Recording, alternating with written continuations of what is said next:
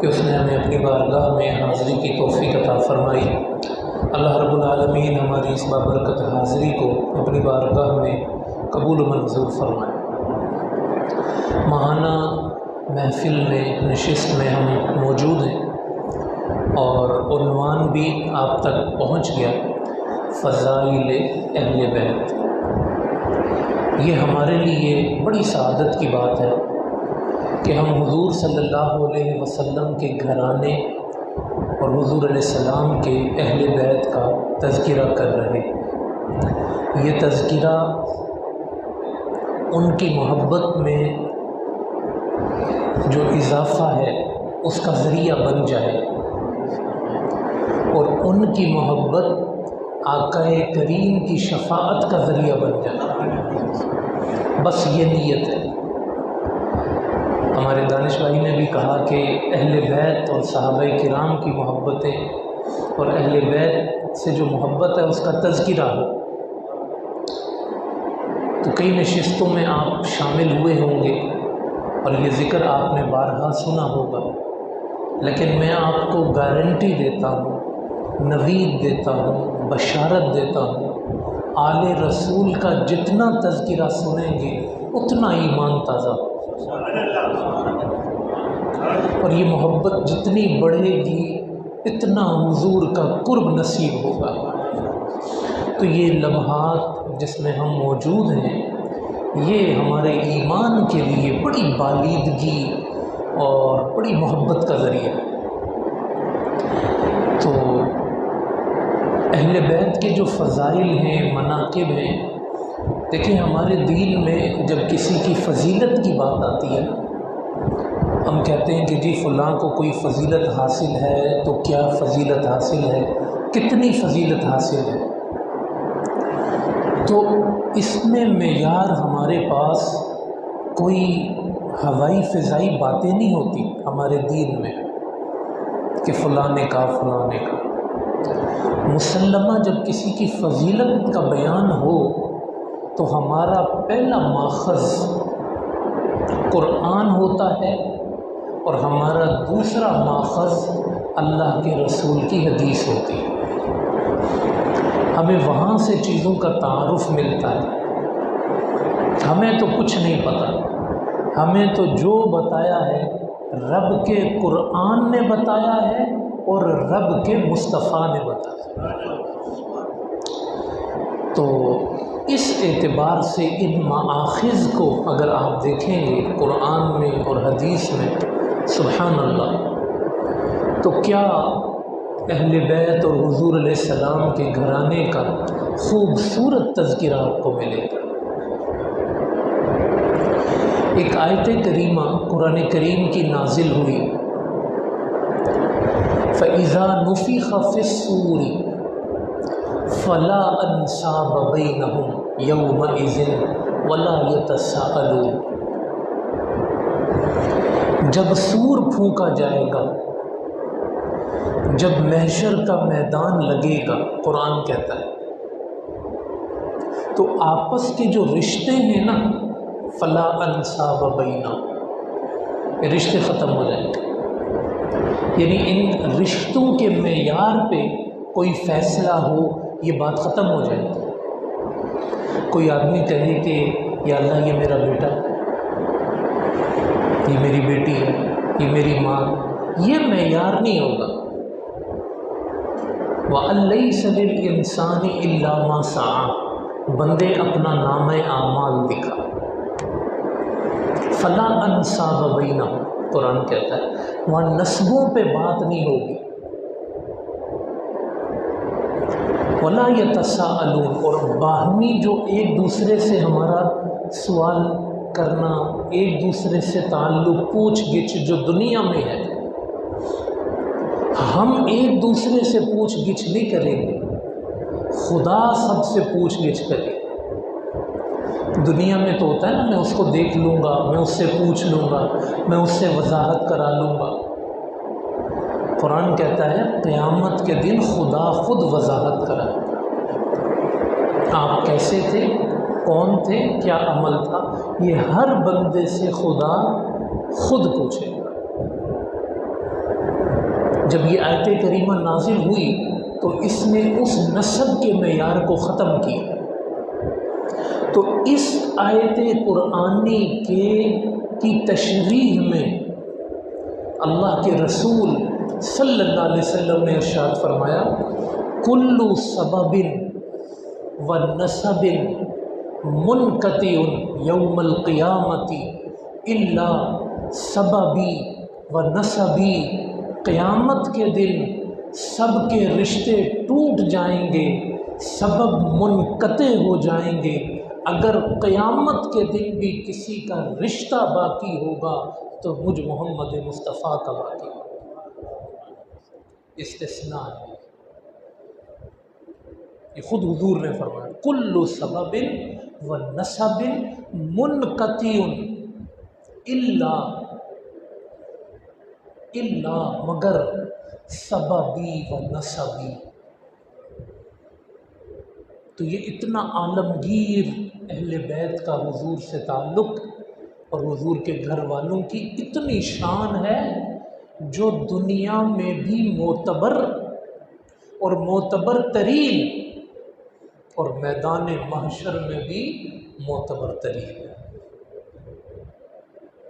حضور کہتے ہیں میرے پاس حوض کوثر پر سب سے پہلے میری اولاد آئے گی قیامت کے دن۔ جنت میں جب میں داخل ہو رہا ہوں گا تو میرے اہل بیت میرے ساتھ داخل ہو رہے ہیں۔ تو یہ قرآن کریم کی ایک آیت کا میں نے حوالہ دیا۔ کچھ عیسائی ایک وفد کی صورت میں حضور علیہ السلام کی بارگاہ میں آئے تھے، اور حضور نے جب ان کو تبلیغ دی تو وہ کچھ ٹیڑھ دکھانے لگے اور بات کو ٹالنے لگے، ہم یہ نہیں مانتے، ہم یہ نہیں مانتے۔ تو حضور علیہ السلام سے قرآن کہتا ہے کہ آپ جو ہے ان سے مباہلہ کریں۔ اے حبیب آپ ان سے کہیں تم اپنی خواتین لے آؤ، ہم اپنی خواتین لے آؤ، تم اپنے بچے لے آؤ، میں اپنے بچے لے آتا ہوں، ثم نبتہل، پھر ہم مباہلہ کرتے ہیں، فنجعل لعنت اللہ، پھر جو ظالم و کاذب ہے اس پہ ہم خدا کی لعنت کریں۔ تم کہنا کہ اگر ہم غلط ہیں تو ہم پہ خدا کی لعنت، ہم کہیں گے کہ جو ظالم کاذب ہے اس پر خدا کی لعنت، تو پھر جو غلط ہوگا اس پہ یہی لعنت ہو جائے گی، پتہ چلے گا۔ تو جب حضور علیہ السلام لے کر آئے تو فاطمۃ الزہرا کو لے کر آئے، حسن و حسین کو لے کر۔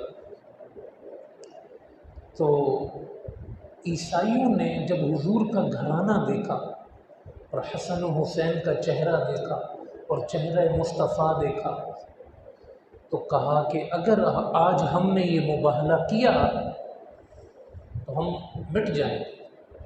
تو حضور کی شرائط انہوں نے قبول کی۔ تو حضور کے بیٹوں کا ابناءنا و ابناءکم، تم اپنے بیٹے لے کر آؤ، میں اپنے بیٹے لے کر آؤ۔ تو حضور لے کر کس کو آئے؟ حسن و حسین کو۔ تو قرآن کے مطابق حسن و حسین مصطفیٰ کے بیٹے، تو اتنے فخر سے، اتنی عظمت سے، اتنی شان سے قرآن نے ان کا ذکر کیا کہ حضور کہتے ہیں میں اپنی اولاد لے کر آؤں، اور خود قرآن نے اس کو جگہ دی ہے، حصہ دی ہے قرآن کریم۔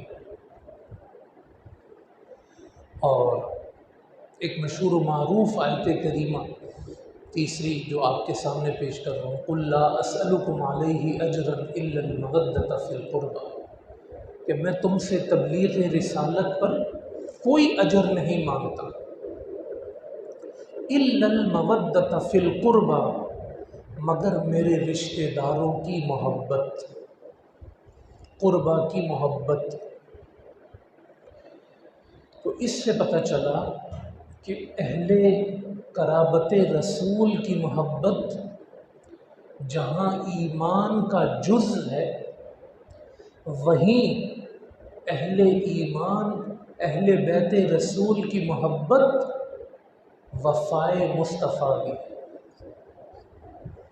حضور سے وفا، الا المودۃ فی القربہ، اگر کسی کو حضور کی اہل بیت سے محبت ہے تو یہ حضور سے وفا کا تقاضا ہے، اور اگر نہیں ہے تو وہ کیا ہے؟ حضور کا بے وفا ہے۔ قرآن نے اس کو حکم بنا کر نازل فرمایا، اور ایک بڑی مشہور و معروف آیت کریمہ کے جہاں 22ویں پارے میں ازواج مطہرات کا ذکر چل رہا، وَاذْكُرْنَ مَا يُتْلَى فِي بُيُوتِكُنَّ مِنْ آيَاتِ اللَّهِ وَالْحِكْمَةِ إِنَّ اللَّهَ كَانَ لَطِيفًا خَبِيرًا۔ یہ آیت کریمہ پھر اس سے پہلے وَقَرْنَ فِي بُيُوتِكُنَّ وَلَا تَبَرَّجْنَ تَبَرُّجَ الْجَاهِلِيَّةِ الْأُولَى وَأَقِمْنَ الصَّلَاةَ وَآتِينَ الزَّكَاةَ وَأَطِعْنَ اللَّهَ وَرَسُولَهُ إِنَّمَا يُرِيدُ اللَّهُ لِيُذْهِبَ عَنْكُمُ الرِّجْسَ أَهْلَ الْبَيْتِ وَيُطَهِّرَكُمْ تَطْهِيرًا۔ تو ازواج مطہرات کو احکامات دیے جا رہے ہیں اور درمیان میں پورے اہل بیت کی بات کی جا رہی ہے۔ احکامات کیا ہیں کہ آپ گھروں میں قرار پکڑیں، گھروں میں رہیں، چار دیواری میں رہیں، اپنی زینت کسی کے لیے ظاہر نہ کریں، نماز پڑھتی رہیں، زکوٰۃ دیتی رہیں، خدا کی اطاعت کرتی رہیں اور اس کے رسول کی اطاعت کرتی رہیں۔ کیوں؟ اس لیے کہ خدا نے یہ فیصلہ کر لیا ہے کہ وہ اہل بیت مصطفیٰ کو بالکل پاکیزہ کر دے گا۔ اہل البیت کا لفظ قرآن میں، اس اہل بیت میں یہ ازواج مطہرات داخل ہیں۔ اس اہل بیت کیونکہ ان کے ساتھ ذکر آیا، اور جب ہم کہتے ہیں یار میرے گھر والے، میرے گھر والے، تو اس میں سب سے پہلے بیویاں داخل ہوتی ہیں۔ تو اہل بیت میں ازواج مطہرات آ گئیں اس آیت کریمہ میں، حسن و حسین ہیں، فاطمہ الزہرا ہے، مولا علی ہیں، آل عباس ہے، اور حضور کی پھوپھی حضرت صفیہ رضی اللہ تعالیٰ عنہ، یہ جتنے حضور کے پھر رشتے ہیں، حضرت حارث کی اولاد، یہ سب اہل بیت رسول صلی اللہ علیہ وسلم میں داخل ہیں۔ تو قرآن کریم نے مختلف ٹائٹلز سے، عنوانات سے جس طرح تذکرہ فرمایا ہے اہل بیت کا، وہ میں نے مختصراً آپ کے سامنے رکھ دیا۔ آپ صلی اللہ علیہ وسلم نے خود بھی اسے ایک لازمی حصہ قرار دیا، ایمان کا اور اسلام کا۔ حضور نے حتیٰ کہ وصیت فرمائی ہے کہ تمہارے درمیان دو چیزیں چھوڑ کر جا رہا ہوں، ایک قرآن اور ایک اپنی اولاد، اور فرمایا کہ یہ میری اولاد اور قرآن کبھی جدا نہیں ہوں، حتیٰ کہ یہ دونوں چیزیں حوض کوثر پر آ جائیں۔ یہ وصیت ہے حضور علیہ السلام کی کہ ان چیزوں کو آپ نے نہیں چھوڑنا، نہ آپ نے قرآن چھوڑنا ہے، نہ آپ نے اہل بیت کا دامن چھوڑنا، اور اہل بیت اور قرآن کبھی بھی جدا نہیں ہوتے ہیں۔ یہ خود رسول اکرم صلی اللہ علیہ وسلم نے ارشاد فرمایا۔ آپ لوگ درس قرآن میں بھی شامل ہوتے ہیں، اور ایک محفل سجتی ہے قرآن سے تعلق کی، الحمدللہ۔ تو یہ ہدیہ تبریک ہے آپ کے لیے کہ آپ قرآن کی محبت والے بھی ہیں اور اہل بیت کی محبت والے بھی۔ درس تفسیر بھی اور درس محبت اہل بیت، الحمدللہ ثم الحمدللہ، ہم اس پہ اپنے رب کا شکر ادا کرتے ہیں۔ تو ان دونوں چیزوں کو حضور علیہ السلام نے جوڑ کر بیان فرمایا۔ اسی طرح آپ صلی اللہ علیہ وسلم نے ارشاد فرمایا کہ جو میرے اہل بیت سے صلح کرے گا میں محمد اس سے صلح کروں، اور جو میرے اہل بیت سے لڑے گا میں محمد اس سے لڑوں گا۔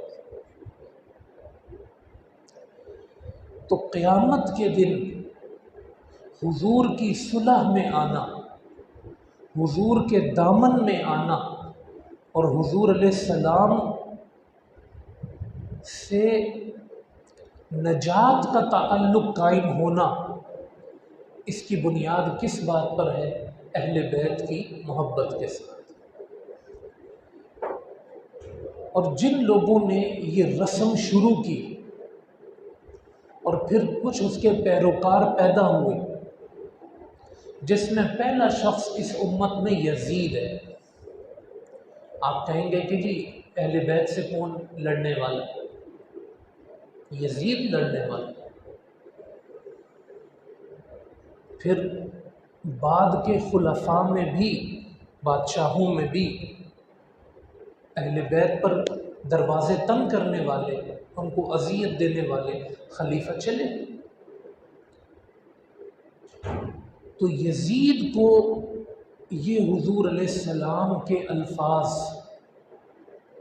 کہ حضور علیہ السلام نے فرمایا جو میری اہل بیت سے لڑے گا میں محمد اس سے لڑوں گا،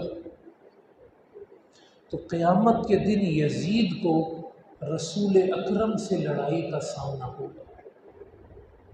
جو حضور کی اولاد کو کٹوا کر، مار کے، شہید کر کے بارگاہ رسالت میں کیسے آئے، اور بعد کے جو حکمران تھے جس نے اذیت دی، اور آج بھی ایسے لوگ ہیں کہ جو یہ بات کرتے ہیں کہ یزید ٹھیک تھا، یزید ایسا تھا، یزید ایسا تھا۔ تو یہ حدیث سامنے رہنی چاہیے، جو ان سے صلح کرنے والا ہے وہ مصطفیٰ سے صلح کرنے والا ہے، اور جو ان کو ہلکا جاننے والا ہے کہ بھئی مسلمان تھے، مار دیا، کسی کو قتل کرنے سے بندہ کافر تو نہیں ہوتا، اور قاتل بھی جیسے بخشے جائیں گے وہ بھی بخشا جائے، اس طرح کی بات میری بہت ہلکا کر دیتے ہیں چیز۔ خدا کی قسم اہل بیت ہلکے نہیں، اہل بیت بڑے بھاری، ان کی محبت بڑی بھاری، اور میں کہتا ہوں اگر ان کی سچی محبت ترازو پہ تل گئی تو انشاءاللہ ترازو پار ہو جائے۔ یہ ہلکے لوگ نہیں۔ حضور فرمایا کرتے تھے میں نے اپنے رب سے یہ مانگا کہ یا اللہ جو میری توحید پر میرے اہل بیت سے قائم رہا اور میری رسالت پر قائم رہا، میرے پیغام توحید پر اور میرے پیغام رسالت پر قائم ہے، اے مسلمان ہے میرے اہل بیت میں سے،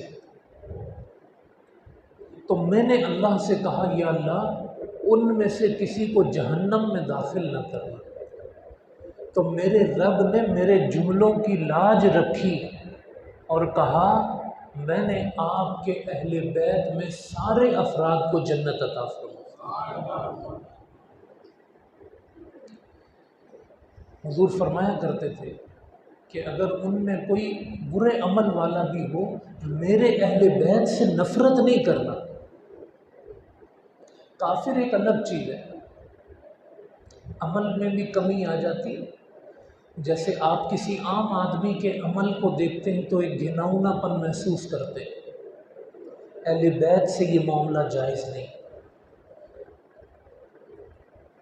غلط ہی رہے گا، غلط ٹھیک نہیں ہوگا، لیکن ان کا حکم عام آدمی کی طرح نہیں، یہ خود آپ صلی اللہ علیہ وسلم نے بیان فرمایا۔ اور اسی طرح حضور اکرم صلی اللہ علیہ وسلم نے ارشاد فرمایا کہ جس نے میرے اہل بیت پہ کوئی احسان کیا اور میرے اہل بیت کا وہ فرد اس احسان کا بدلہ نہیں اتار سکا۔ آپ نے احسان کیا، حضور فرماتے ہیں، اور میری اہل بیت کا وہ فرد، میری اولاد کا وہ فرد اس کا بدلہ نہیں اتار سکا۔ حضور فرماتے ہیں قیامت کے دن میں محمد اس کا بدلہ اتاروں، میں اس کا صلہ عطا کروں۔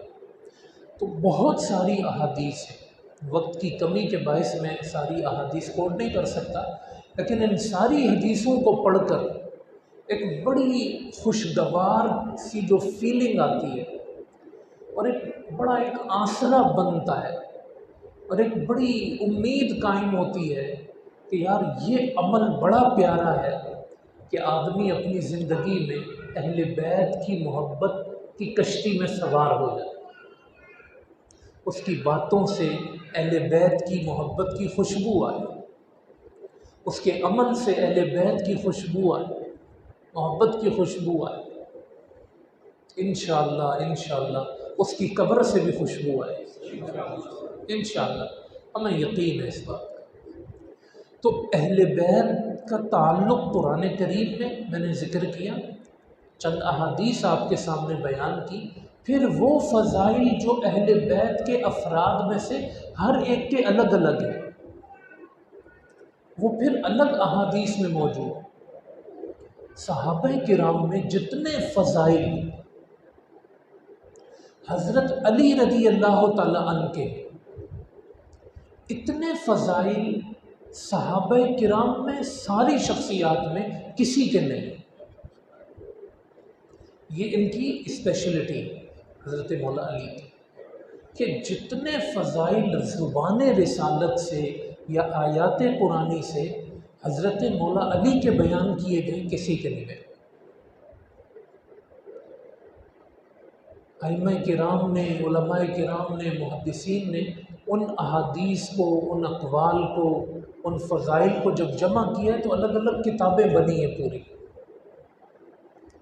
تو بکثرت آپ وہ فضائل سنتے بھی رہتے ہیں جس میں حضور علیہ السلام نے محبت علی کو اپنی محبت قرار دیا ہے، اور بغض علی کو اپنا بغض قرار دیا۔ جو علی سے بغض رکھے گا مجھ سے بغض رکھے گا، اور حق علی کے ساتھ ہے، علی حق کے ساتھ ہے۔ پھر حسن و حسین رضی اللہ تعالیٰ عنہما کے اپنے اپنے فضائل و مناقب ہیں جو زبان رسالت سے ادا۔ آپ صلی اللہ علیہ وسلم انہیں جنت کے نوجوانوں کا سردار کہتے ہیں، سیدہ کائنات کو اپنے جگر کا ٹکڑا کہتے ہیں، اور اس طرح کے بے شمار احادیث میں جو ہے وہ ان کے فضل۔ سیدہ عائشہ صدیقہ رضی اللہ تعالیٰ عنہا سے کسی نے کہا کہ حضور سب سے زیادہ محبت کس سے کرتے تھے؟ آپ کہنے لگی کہ مردوں میں حضرت علی سے سب سے زیادہ محبت کرتے تھے، اور خواتین میں تو کہا سیدہ کائنات سے سب سے زیادہ محبت کیا۔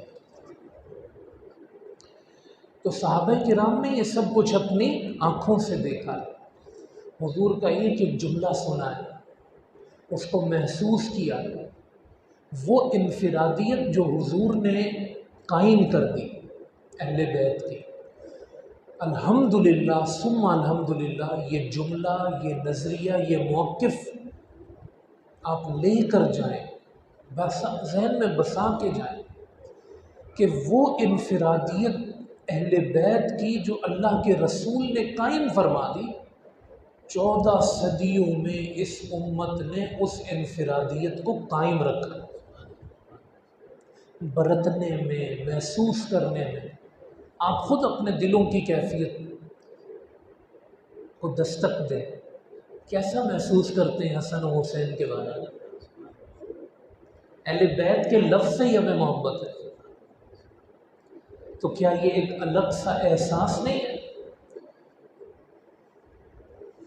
ائمہ حدیث کہتے ہیں کہ کوئی بھی امام اور کوئی بھی مجتہد ایسا نہیں گزرا کہ جس کے لیے اہل بیت کی محبت فخر کا باعث نہ ہو۔ کوئی امام ایسا نہیں گزرا، مسلمہ امام، جس کے دل میں اہل بیت کی محبت نہ ہو۔ کوئی مجتہد ایسا نہیں گزرا جس کے دل میں اہل بیت کی محبت نہ ہو۔ بلکہ کسی کی امامت پہ سند تبھی لگتی ہے جب وہ محب اہل بیت ہوتا ہے۔ کوئی کتنا ہی علم والا ہو، کوئی کتنا ہی فلسفے والا ہو، کوئی کتنا ہی تصنیفات والا ہو، کوئی کتنا ہی تحقیقات والا ہو، امت میں اس کو قبولیت تبھی حاصل ہوتی ہے جب ان ساری چیزوں کے ساتھ اس کے سینے میں محبت اہل بیت ہو۔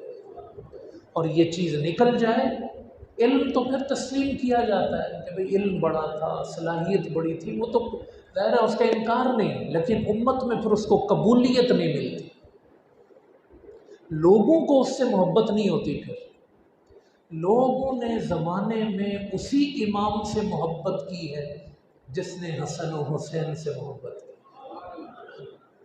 ہاں، جس نے ان کی محبت کو خصوصی طور پر محسوس نہیں کیا، وہ کسی بھی مقام پر ہو، امت کے دل میں وہ کبھی نہیں بسا۔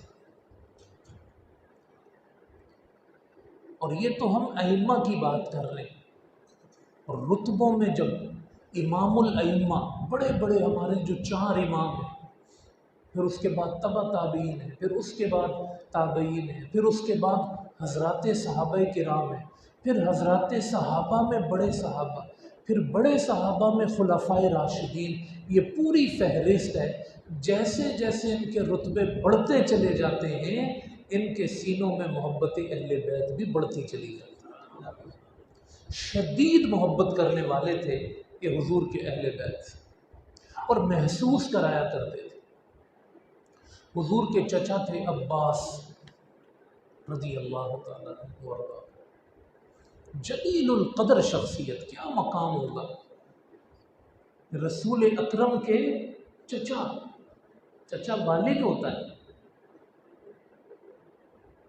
آپ حضرت عباس رضی اللہ تعالیٰ عنہ کی شخصیت کو مدینے کی گلیوں میں، مدینے کے ماحول میں ذرا اٹھا کر دیکھیں۔ حضرت عثمان غنی، حضرت عمر فاروق رضی اللہ تعالیٰ عنہ جلیل القدر صحابہ ہیں، اگر یہ سواری پر سوار ہوتے اور سیدنا عباس رضی اللہ تعالیٰ عنہ تشریف لے آتے، یہ اپنی سواریوں سے اتر جاتے، اور جب تک وہ وہاں سے گزرتے نہ، یہ سر جھکا کے کھڑے رہتے، سواری پہ بیٹھنے کی جرت نہیں ہوتی تھی۔ حضرت عمر جیسے شخص کے کہ مقام کیا ہے، حضور کے چچا اہل بیت سواری پہ نہیں بیٹھتے تھے۔ مجلس میں حضور علیہ السلام حضرت ابو بکر کو کتنی فوقیت دیتے تھے، لیکن اگر حضرت عباس مجلس میں آ جایا کرتے تھے، حضرت ابو بکر خود اپنی جگہ چھوڑا کرتے تھے اور خود اپنے سے آگے بٹھایا کرتے تھے۔ یہ خلفائے راشدین کی بات کر رہا ہوں آپ سے، کہ وہ حضرت عباس رضی اللہ تعالیٰ عنہ کی اس قدر تعظیم کیا کرتے تھے۔ اور عام صحابہ کرام کا کیا معمول تھا کہ جب حضرت عباس کہیں تشریف فرما ہوتے تو صحابہ کرام وہاں آ جاتے تھے۔ کوئی حضرت عباس کے ہاتھ چوم رہا ہوتا تھا، کوئی ان کے پاؤں چوم رہا ہوتا تھا، ہاتھ پاؤں چوما کرتے تھے حضرت عباس رضی اللہ۔ تعظیم کی انتہا تھی ان کے لیے، بہت محبت کیا کرتے تھے حضرت عباس رضی اللہ تعالیٰ عنہ سے۔ حضرت ابو بکر صدیق رضی اللہ تعالیٰ عنہ فرمایا کرتے تھے کہ اہل بیت سے محبت کرو حضور کی عزت کی وجہ سے، اصل تو حضور ہے، اہل بیت حضور سے جڑے تو اہل بیت بنے۔ یہ جو تمہارے سامنے تعظیم رسول ہے نا، اس کا بڑا تقاضا یہ ہے کہ حضور کے ادب کی وجہ سے اہل بیت کا ادب کرو، حضور کے خیال کی وجہ سے اہل بیت کا خیال رکھو، اور حضور کی محبت کی وجہ سے اہل بیت سے محبت کرو۔ اور حضرت ابوبکر صدیق رضی اللہ تعالیٰ عنہ کا یہ قول بخاری میں موجود ہے، صحیح بخاری میں۔ آپ فرمایا کرتے تھے مجھے اپنے گھر والوں سے زیادہ محمد کے گھر والے محبوب ہیں۔ یہ دعویٰ تھا ان کا۔ یہ آپ بولیں گے کہ ایک جملہ ہے، لیکن اس کو ذرا سا بندہ اپنے اوپر رکھ کے سوچے کہ اپنے گھر والوں کی محبت کتنی ہوتی ہے۔ نے صاف فرمایا، صاف دل لوگ تھے، حضور نے اس کو معیار بنایا تو معیار ہے۔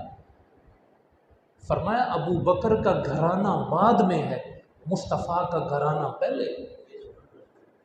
کوئی شک نہیں، کوئی ڈاؤٹ نہیں ہے، ان کی رگوں میں بستے تھے اہل بیت۔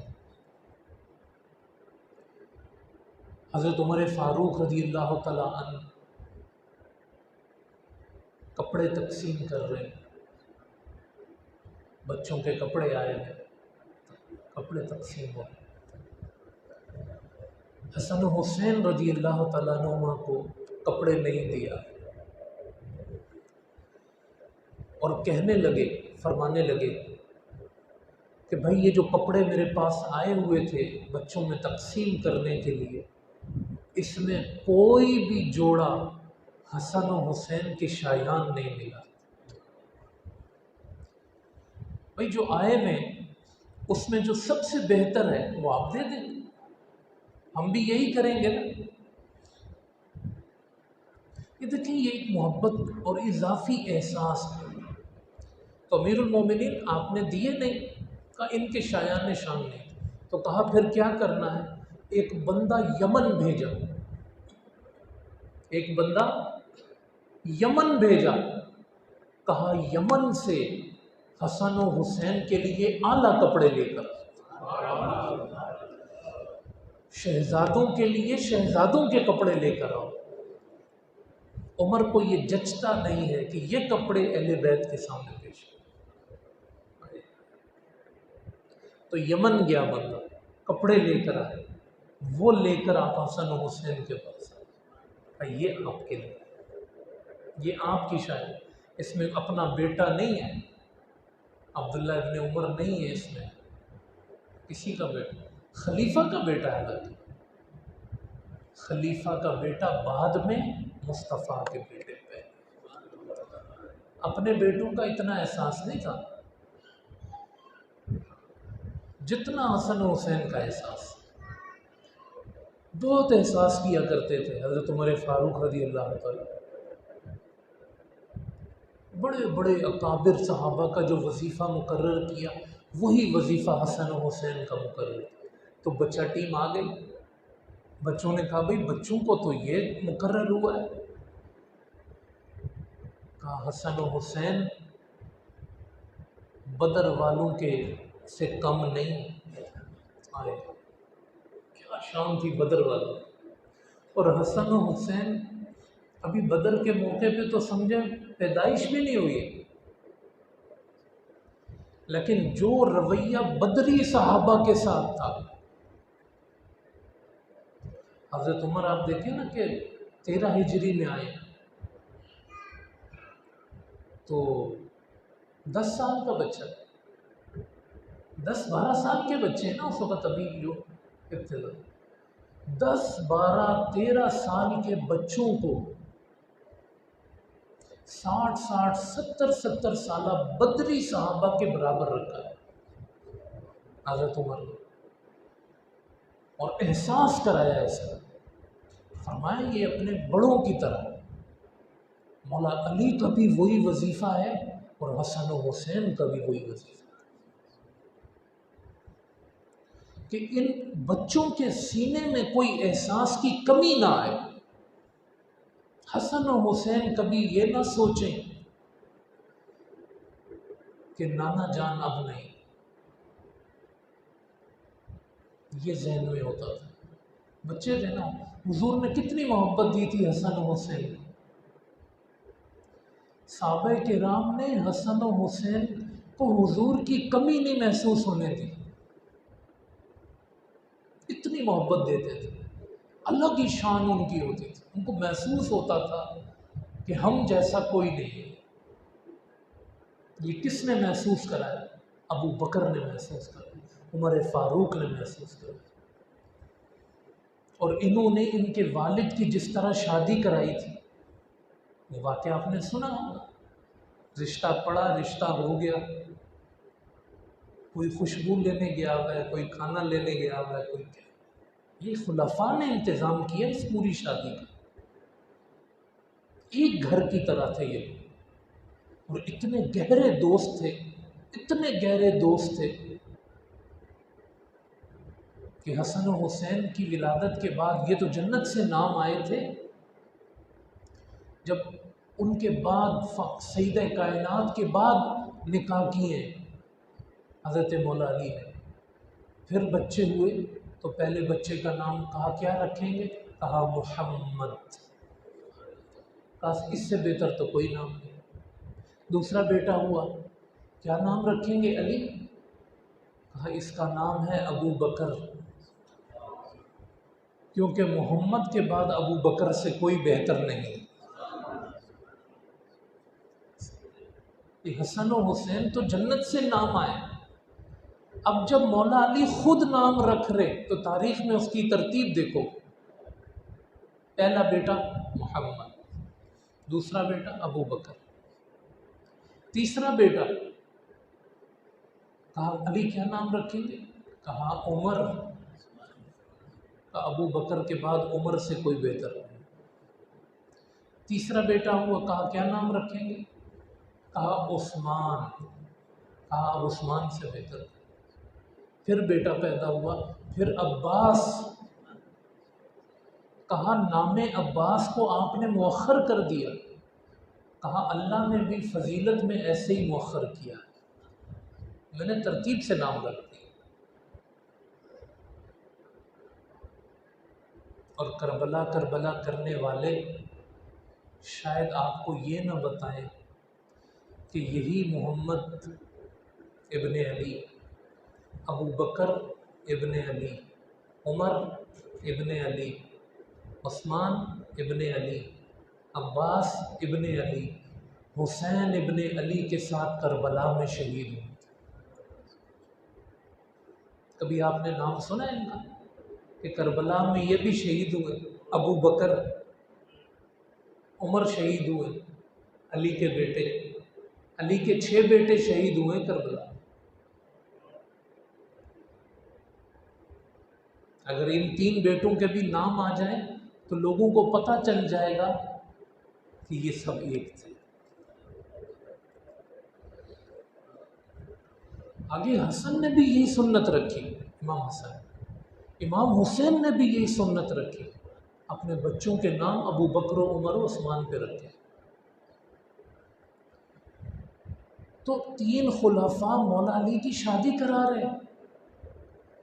پھر اس سے حسن و حسین عصر کی نماز پڑھی. حضرت ابو بکر ہیں اور حضرت علی تو نکلے نماز پڑھ کے مسجد سے، تو بچے کھیل رہے. تو اس میں حسن ہے یا حسین ہے میرے ذہن میں نہیں. تو حسن رضی اللہ تعالیٰ، ان کو حضرت ابو بکر صدیق رضی اللہ تعالیٰ نے اٹھا لی اور اٹھا کے اپنے کندھے پہ رکھا اور کہنے لگے علی ایک بات کہوں؟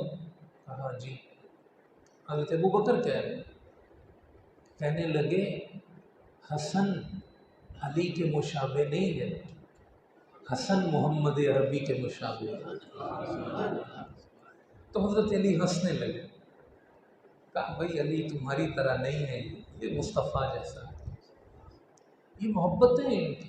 یہ تو ظاہر ہے نا کہ آج ایک اختلافی رنگ دیا ہوا ہے تو یہ چیزیں ہمیں مل رہی ہیں. ورنہ میں کہتا ہوں کہ صحابہ کرام کو یہ چیزیں اگر پتہ ہوتی کہ یہ لوگ بنا دیں گے تو اس پر جو پھر ہر چیز کھل کے آتی نا، یہ تو کتنے واقعات، اب بھی بہت سارے واقعات ہیں، لیکن یہ ایک اہل بیت کی جو محبت ہے نا، اس میں کسی نے کمی نہیں کی۔ حضرت عمر کا ذکر کیا، ابو بکر کا، حضرت عثمان کے تو گھر پہ تھے حسن و حسین، ان کی خالہ کا گھر ہے، حسن و حسین اپنی خالہ کے گھر میں تھے، ان کی 2 خالائیں حضرت عثمان کے گھر رہی، تو وہ اپنا گھر سمجھتے تھے اس کو، اور حفاظت کرنے والوں میں حضرت علی نے ان کو کھڑا کیا۔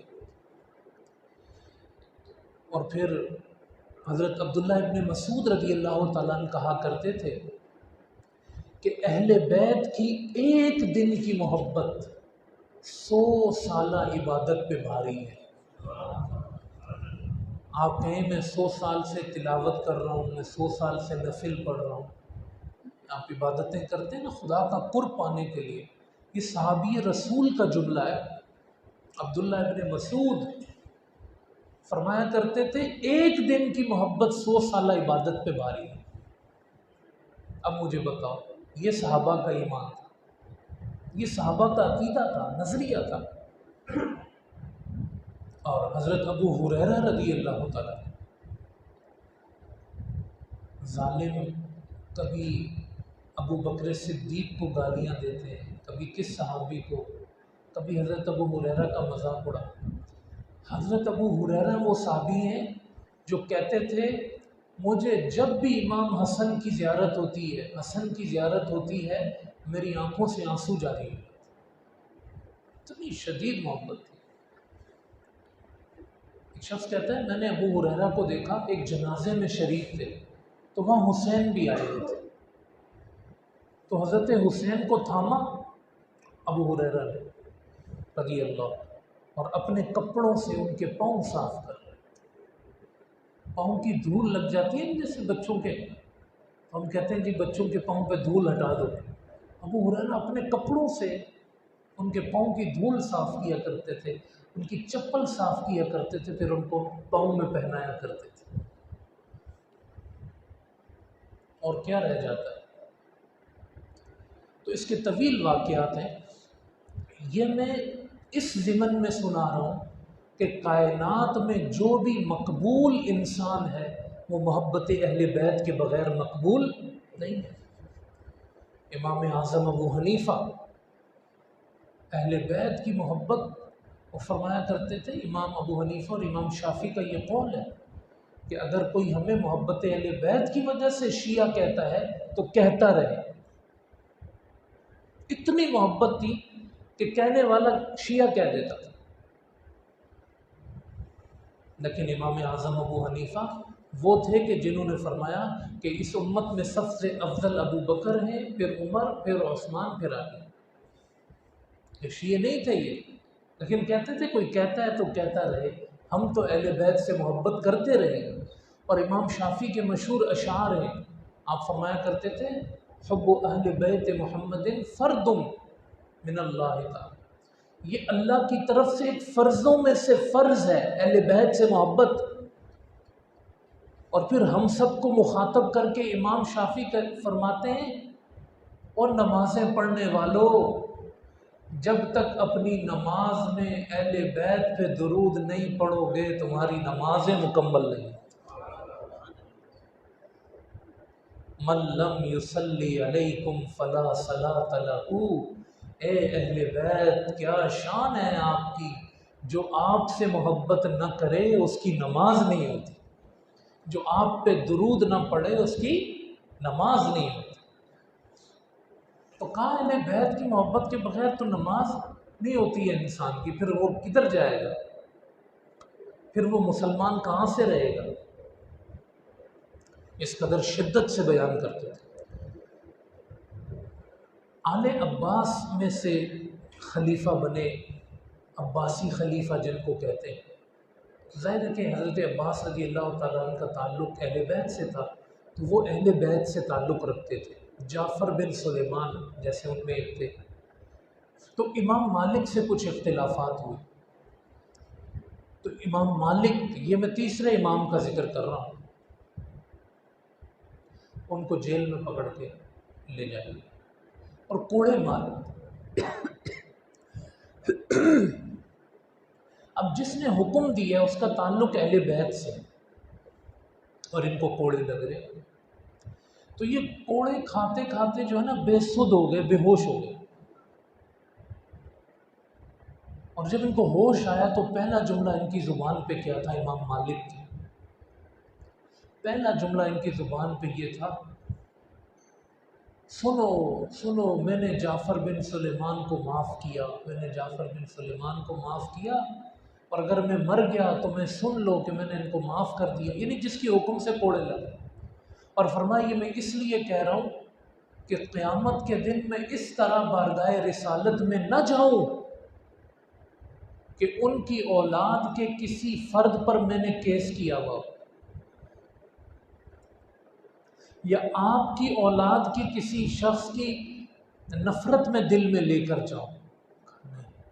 ابھی سے معاف کیا، معاملات کلیئر کیے، مالک جب بارگاہ رسالت میں جائے گا تو محبت اہل بیت لے کر جائے گا۔ یعنی اس سے بڑھ کر کچھ ہو سکتا ہے کہ کہا قیامت کے میں نے ابھی سے معاف کیا، جب کوڑے سے آنکھ کھولتی ابھی معاف کیا، آپ کو معاف کیا۔ کتنا خیال تھا کہ حضور کے پاس کیسے جائیں گے، حضور کے پاس کیسے جائیں گے۔ تو امام احمد بن حنبل تو یزید پر بڑی سختی کیا کرتے تھے، اس کا نام لے کے لعنت دیا کرتے تھے اور اس کو کافر کہا کرتے تھے۔ ائمہ میں امام احمد بن حنبل نے بہت شدت کی، وہ اہل بیت کی محبت کی وجہ سے، اور قرآن کی کئی آیات وہ پڑھتے تھے کہ جنہوں نے رشتے کاٹے تو ان پر خدا کی لعنت۔ تو امام احمد بن حنبل کہتے تھے جو اپنے رشتے کاٹے اس پر اگر خدا کی لعنت ہے تو حسن و حسین کو کاٹنے والا کا اس پہ لعنت نہیں ہوگی۔ بہت شدت فرماتے تھے۔ جیسے امام اعظم ابو حنیفہ نے تو سکوت اختیار کیا، لیکن وہ بولتے تھے۔ تو میں نے یہ چند مثالیں آپ کے سامنے رکھی ہیں جس میں اہل بیت رسول صلی اللہ علیہ وسلم کی جو محبت ہے وہ آپ کو ایک فرض کی حیثیت سے محسوس ہوگی اور ایک ایمان کے جز کی حیثیت سے محسوس ہوگی، اور اس میں کبھی بھی امت نے غفلت نہیں برتی اور اس میں امت نے کبھی بھی کمی نہیں کی۔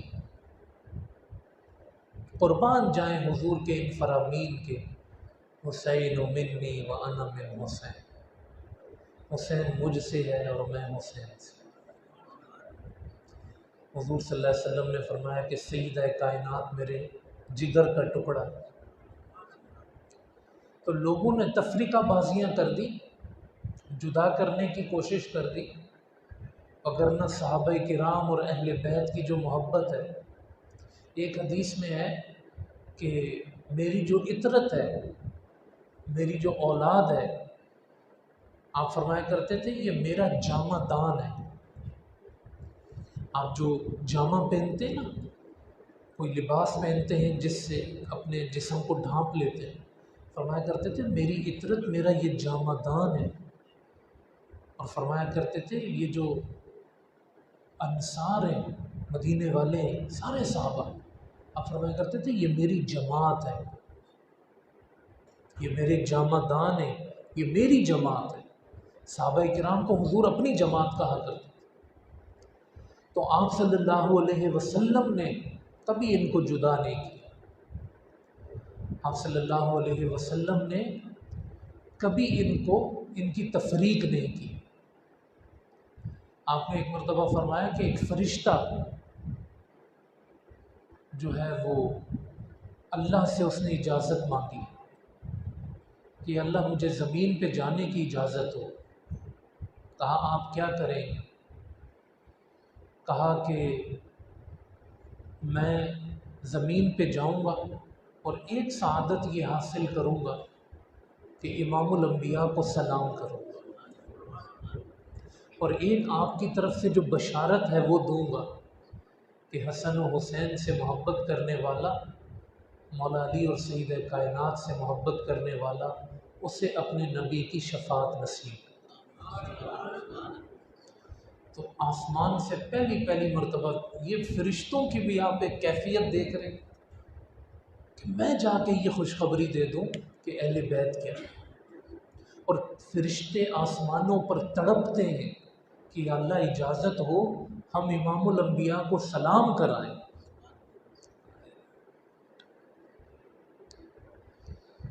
تو قیامت کے دن حضور کے سامنے جانا ہے، تو اس میں جو توشہ دان ہے ہمارے پاس، اور جو چیزیں، عمل میرا کیا ہے اور آپ کا کیا آپ کو پتہ ہے، اور جس نہج سے ہم گزر رہے ہیں اس زمانے میں، تکالیف، مصائب، پریشانیاں، اعمال کی کمی، برائیوں کی زیادتیاں، نہ نگاہیں محفوظ ہے، نہ فکر محفوظ ہے، فکروں میں کفر اور الحاد داخل کیا جا رہا ہے، آنکھوں کے اندر گندے مناظر داخل کیے جا رہے ہیں۔ تو جو چیز فکر میں اور آنکھوں میں داخل ہوتی ہے وہ کردار میں ڈھل جاتی ہے۔ تو کیا کردار ہو؟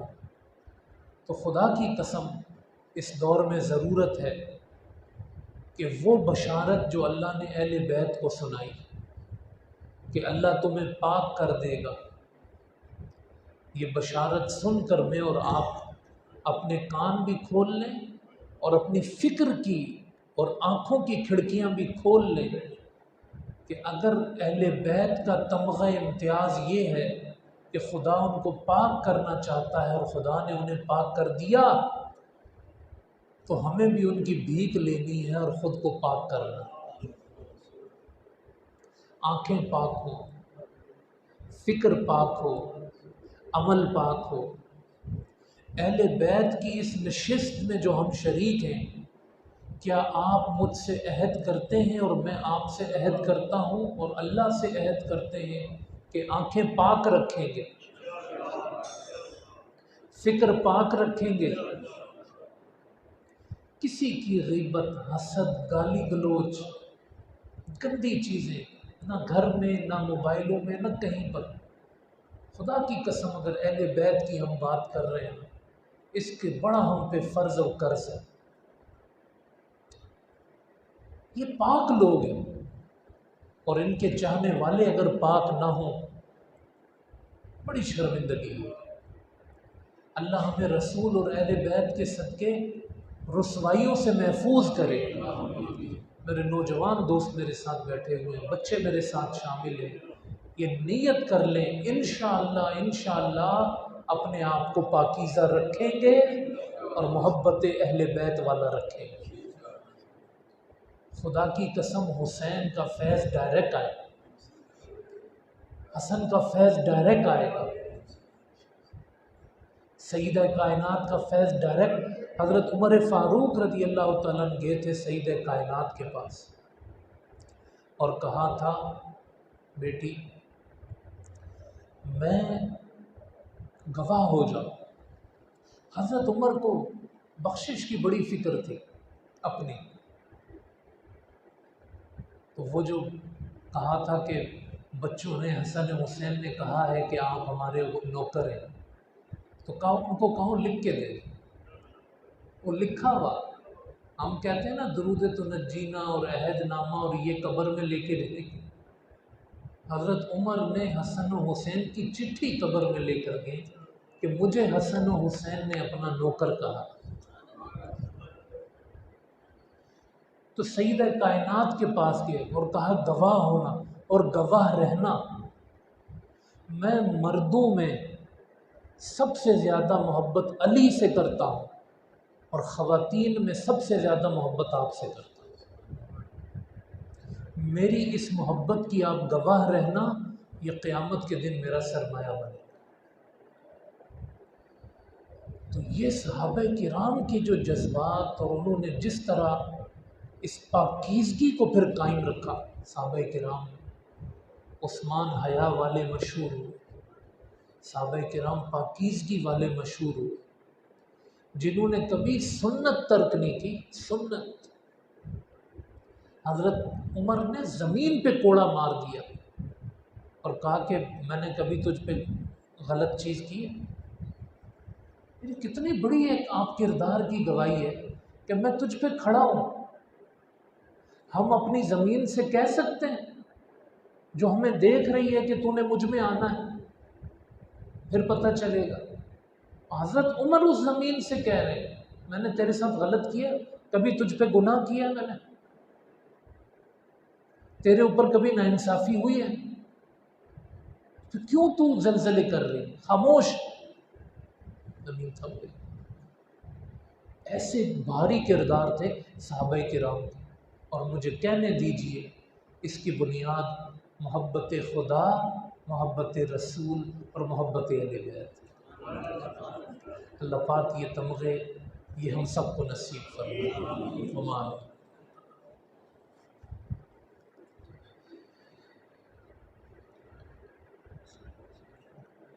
ایک مرتبہ سورہ فاتحہ پڑھیں۔